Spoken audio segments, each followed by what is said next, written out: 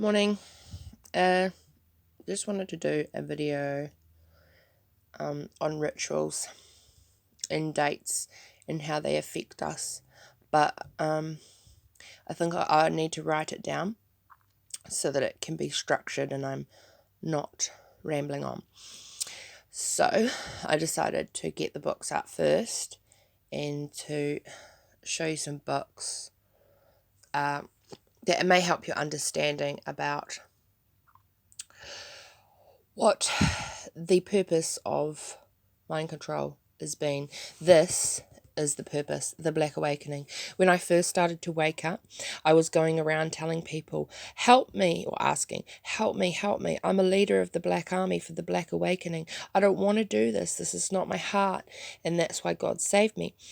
And I had no idea that it was a real thing. And I was going around saying that for at least a year until I found Russ Dizdar book, The Black Awakening.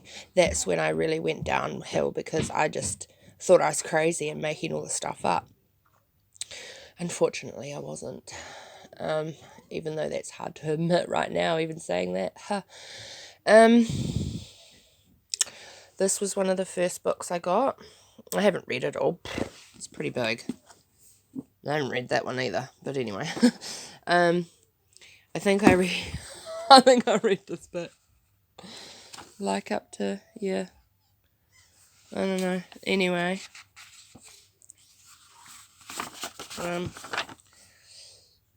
Coping with Trauma-Related Dissociation, Suzette Boone, Kathy Steele, Onno van der Hart. And, oops, swearing. Sorry, God. Talks about dissociation, understanding dissociation, integration, more dissociation. You guys can pause that and then read, you see.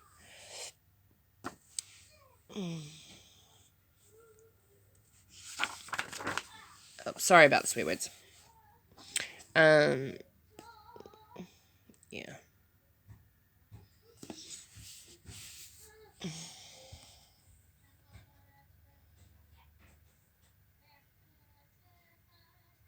Yeah, it was so hard waking up. Really hard. That's that book. And then you've got Peter Toth. I haven't done his stuff. I haven't read his stuff, but I got given this. I've loaned it out to people. But he goes into this stuff about dissociation, and then he deals with satanic ritual abuse survivors. This is Pastor Kay Tolman. This is where I got information from to help me. This is when I was watching some of her videos.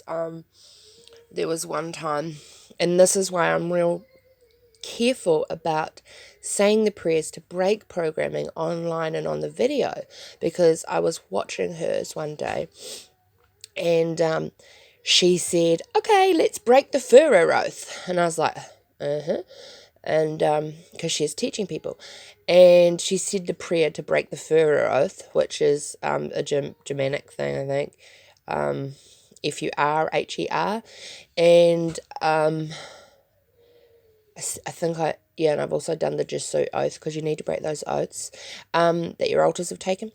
And anyway, so she said it on the video, and boof, my head just went ding, and 6 little German soldier altars popped up in my mind, and they were running around like crazy inside this like system, I guess. And this was the first experience that I'd had in any of my system stuff. Shh, I'm videoing, okay? Shh. Anyway, I could see these little altars, and all of a sudden there's Jesus, and he's in this big army tank, and him and the little altars, they all went around destroying this, in a world, I guess. And yeah, it was crazy. And the lady that I was sitting with, she didn't know how to help at the time. Well, she actually did, but she just didn't. And she's no longer around anyway. She left because anyway. And that, I think it was the next day, those 6 little parts were like still accessible. And that night though, Jesus took them in my sleep to heaven, to the house, to the big house in heaven. So that was really interesting. So that's why I'm really careful about saying the breaking programming prayers online, even though I really want to teach it. It's just like I don't want super soldiers and that to be listening and then have their programming broken and then thousands of altars coming up, or hundreds of altars, or a few altars, and them not knowing what to do. But I guess maybe if I can word the prayers in a way that can get the altars integrated, then that would help. It's just trying to figure out a way to do that. This is a good book. I have actually read more of this, but I had this for a few years before I was able to read it. And there's some great stuff in here, I think. I only think because I can't really remember much, unfortunately. That's why I'm going to sit down and write out about the ritual dates and how they affect survivors. And, Dr. B can help me with that. Here we go. Look, I opened straight to dissociation. That's great. The innocent child. You guys can pause that and read that. If you want to, obviously. I'm not telling you what to do. Oh, look. There's Brooke. Oh, she was a helping part. Wow. Cool. I remember Brooke. She found out, Jesus told her the reason he sequestered her and kept her with him in a safe place in my mind was because she was a internal programmer. I freaked out, and Brooke freaked out, and she just stopped talking to Dr. B for months, like ages. I still talk to her, but Brooke would not come out. And because of the integration work that I had taught Dr. B, Brooke thought that Dr. B would just get rid of her. She felt that sending the parts to Jesus was just getting rid of them, and it was a way to get rid of them, and she didn't want Dr. B to get rid of her. So she didn't talk to Dr. B for months, I think. Maybe weeks. I don't know. My memory's failing me, but I need to pray about that. I need my memory back, God. And, So, but these are good books. I haven't read this, but sorry, I don't know why I'm sharing it. But anyway, somebody might find it helpful to read. I don't know what these words are. Oh, yeah. Oh, sorry for the swear word. I repent.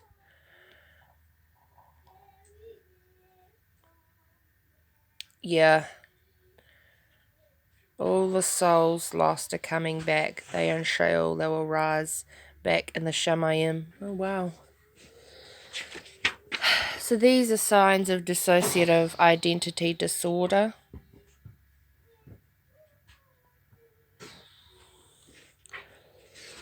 I know that possibly I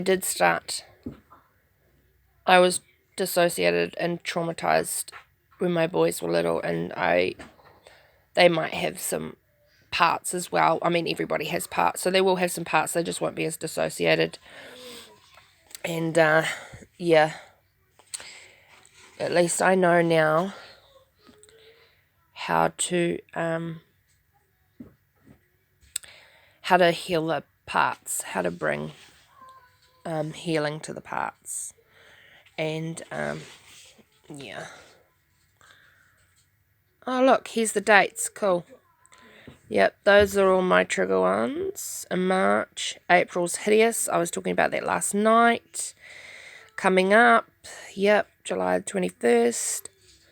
And, where's St. Will Paul just... there it is, February 25th. Ooh, yuck. Ugh. Sorry, I'm going a little bit fuzzy. Anyway. Are you afraid of being exercised? No, bring it on. I love getting rid of demons. I love it. It's my favourite job. I would do this job forever without getting paid. And there you go. That's about all our video of that. Anything else, God? Yeah.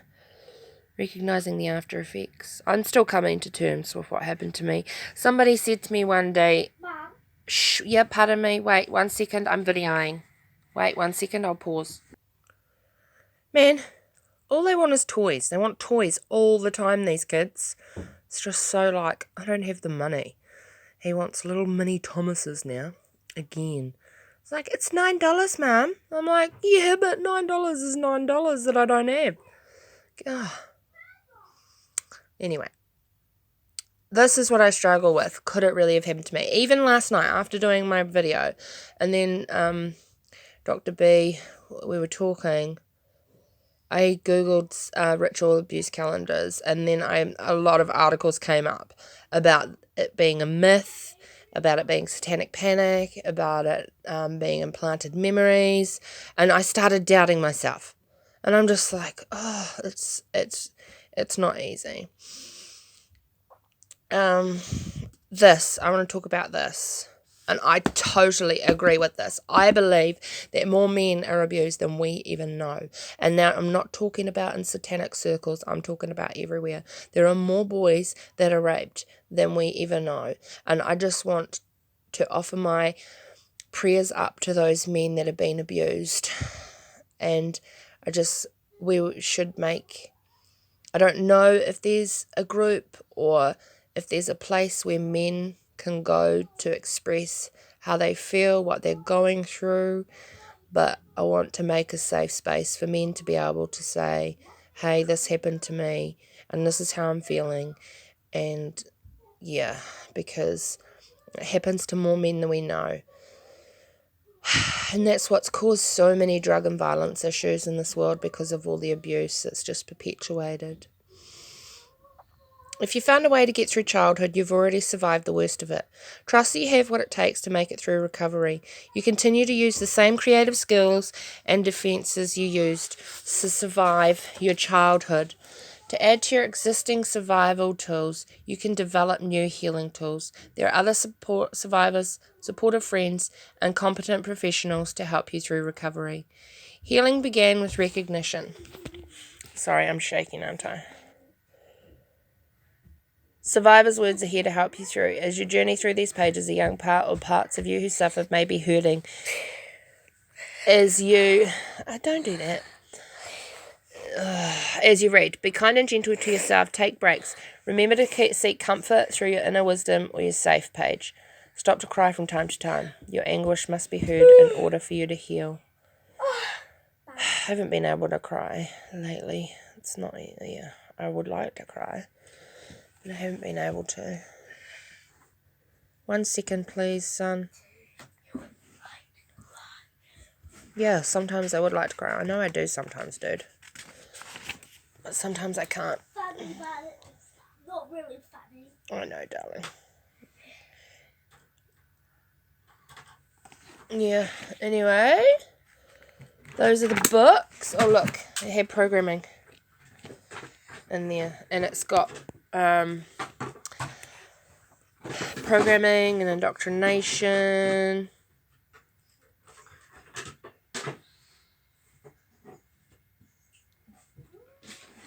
There's that page. So I'm trying to be still.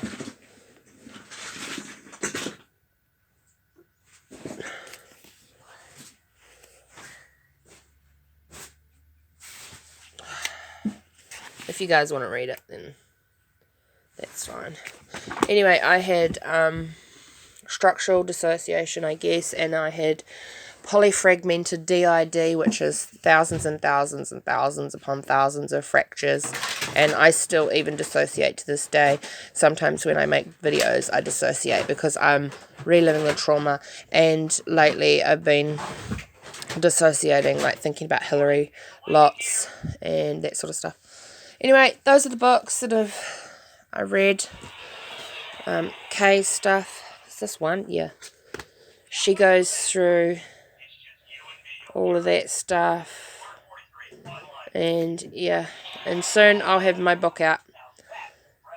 Yeah, there's Joseph Mengele. He trained my granddad, and Operation Paperclip is what I talk about, and that's how great granddad got here. And that's why I have a Mengele 13 by 13 mind control system. Yeah. Yeah. Anyway, we'll do how ritual dates affect us at a later date. Have a great day. Bye.